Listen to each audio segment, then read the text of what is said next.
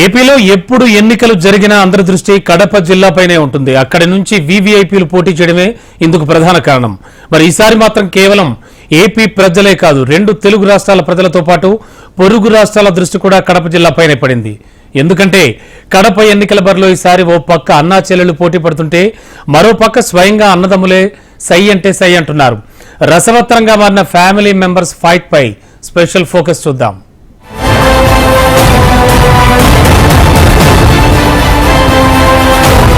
గతంలో ఆంధ్రప్రదేశ్ ఎన్నికలు అనగానే రాయలసీమలో ఫ్యాక్షన్ గొడవలు, బూత్ క్యాప్చర్లు, ప్రత్యర్థులపై దాడులు, ప్రతిదాడులే గుర్తుకు వచ్చేవి. అందున కడప జిల్లా అంటేనే నాటుబాంబులకు అడ్డాగా చెప్పుకునేవారు. ఎన్నికల్లో గెలిచిన వారు ఊళ్ళో ఉంటే ఓడిన పార్టీ నేతలు ఊరు వదిలి వెళ్లేవారు. అంతటి ఫ్యాక్షన్ గొడవలకు కేరాఫ్గా ఉన్న కడప జిల్లాలో కొంతకాలంగా పరిస్థితులు కుదుటపడ్డాయి. ఫ్యాక్షన్ కల్చర్ దాదాపు ఆగిపోయింది. అంతటి ఫ్యాక్షన్ చరిత్ర ఉన్న జిల్లాలో ఎన్నికలు అంటే ఎవరికైనా కొంత ఆసక్తి ఉండటం సహజం.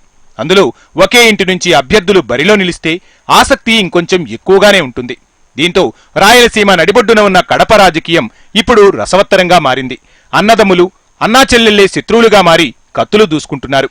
అటు కడప పార్లమెంట్ స్థానంలోనూ, ఇటు కడప అసెంబ్లీ నియోజకవర్గంలోనూ ఈ వైరం స్పష్టంగా కనిపిస్తోంది. కడప లోక్సభ సెగ్మెంట్లో వైఎస్ఆర్సీపీ, కాంగ్రెస్ పార్టీల నుంచి బ్రదర్ అండ్ సిస్టర్స్ మధ్య హోరాహోరీ పోరు నెలకొంది. లోక్సభ అభ్యర్థులుగా వైసీపీ నుంచి వైఎస్ అవినాష్ రెడ్డి, కాంగ్రెస్ పార్టీ తరపున వైఎస్ షర్మిల బరిలో దిగారు.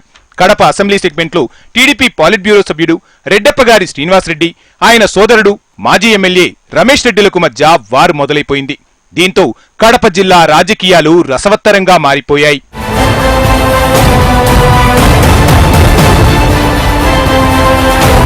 కడప జిల్లా ఎన్నికల రణక్షేత్రం ఆషామాషిగా కనిపించడం లేదు.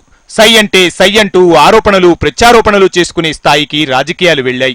అంతేకాదు, ఎన్నికల బరిలో నిలబడి మాటల తోటాలు పేల్చుకుంటున్నారు నేతలు. ఓట్ల కోసం ప్రత్యక్ష యుద్ధమే చేస్తున్నారు. ప్రధానంగా వైఎస్ఆర్సీపీకి కంచుకోట అయిన కడప జిల్లాలో ఎన్నికలు ముఖ్యమంత్రి జగన్ కు ఈసారి అగ్నిపరీక్షగా మారబోతున్నాయి. ముఖ్యమంత్రి జగన్మోహన్ రెడ్డికి స్వయానా చెల్లెలు అయిన వైఎస్ షర్మిల కడప ఎంపీ అభ్యర్థిగా బరిలో నిలిచారు.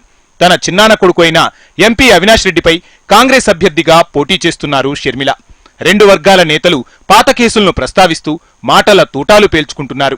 న్యాయయాత్ర పేరుతో షర్మిల ఇప్పటికే కడప పార్లమెంటు పరిధిలోని 7 నియోజకవర్గాలను చుట్టేశారు. తన చిన్నాన్న వైఎస్ వివేకానందరెడ్డి కుమార్తె అయిన నర్రెడ్డి సునీతారెడ్డి కూడా షర్మిలకు తోడుగా ప్రచారాన్ని హోరెత్తిస్తున్నారు. దీంతో చాలా మందిలో మార్పు వస్తుందని, షర్మిలకు అనుకూలంగా ఓట్లు పడతాయని కాంగ్రెస్ అధిష్టానం అభిప్రాయం వ్యక్తం చేస్తోంది. వైఎస్ షర్మిల తన అన్న జగన్, తమ్ముడు అవినాష్లే టార్గెట్ గా విరుచుకుపడుతూ ప్రచారాన్ని సాగిస్తున్నారు.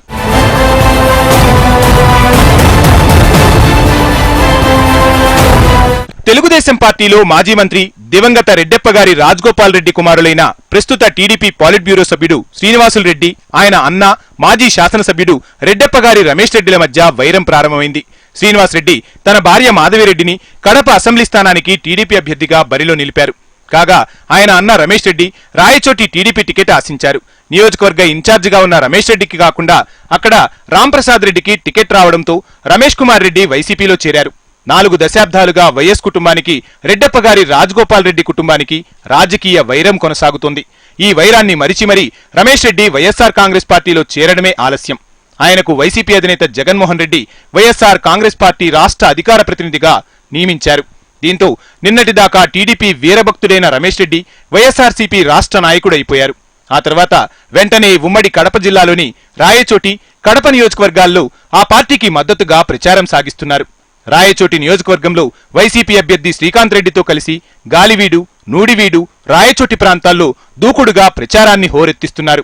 తన మరదలు పోటీ చేస్తున్న కడప నియోజకవర్గంలో మీడియా సమావేశం ఏర్పాటు చేసి చంద్రబాబును, టీడీపీ నేతలను తీవ్రస్థాయిలో విమర్శించారు.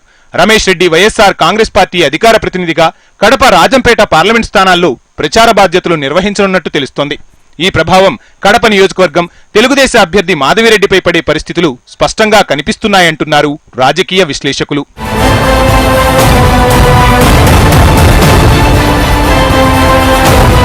రాజకీయ వర్గ ఆధిపత్య పోరులో 2 కుటుంబాలు చీలిపోయాయి. అన్నా చెల్లెళ్లు, అన్నాదమ్ములు బద్ధశత్రువులుగా మారిపోయారు. రాజకీయాలు రక్త సంబంధాలను, కుటుంబాలను దూరం చేస్తాయి అనేదానికి ఈ 2 కుటుంబాలే చక్కటి ఉదాహరణగా కనిపిస్తున్నాయి. అయితే వీరి వైరం ఎన్నికల వరకేనా, ఆ తర్వాత కూడా ఉంటుందా అదే కొనసాగితే భవిష్యత్తులో రెండు కుటుంబాల మధ్య రాజకీయ వైషమ్యాలు ఎక్కడకు దారితీస్తాయోనని నియోజకవర్గంలో పెద్ద ఎత్తున చర్చ సాగుతోంది.